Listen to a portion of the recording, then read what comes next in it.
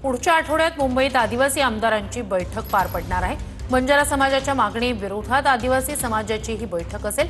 हैदराबाद गॅझेटनुसार बंजारा समाजाला आदिवासी कोट्यातून आरक्षण द्या अशी मागणी बंजारा समाजाकडून होते। त्याच पार्श्वभूमीवर ही बैठक।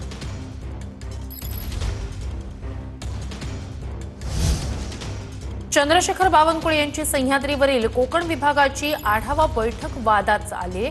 चर्चेसाठी उशीर झाल्याने भास्कर जाधव, भाई जगताप संतापले। बावनकुळेंनी फक्त पक्षातील पदाधिकाऱ्यांशी चर्चा केल्याचा आरोप आहे। बावनकुळेंशी चर्चा न करताच भास्कर जाधव, भाई जगताप निघून गेले। सगळी कामं आमची सोडून, कारण कोकणा संदर्भातली ही बैठक आहे।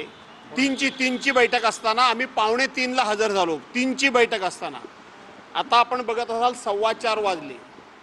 4:15 वाजले तरी सुद्धा महसूल मंत्री बैठकीला आलेले नाहीत। महसूल मंत्री आलेत आणि आपल्या पक्षाच्या काही ठराविक मंडळीबरोबर ते एका खोलीमध्ये चर्चा करतायत।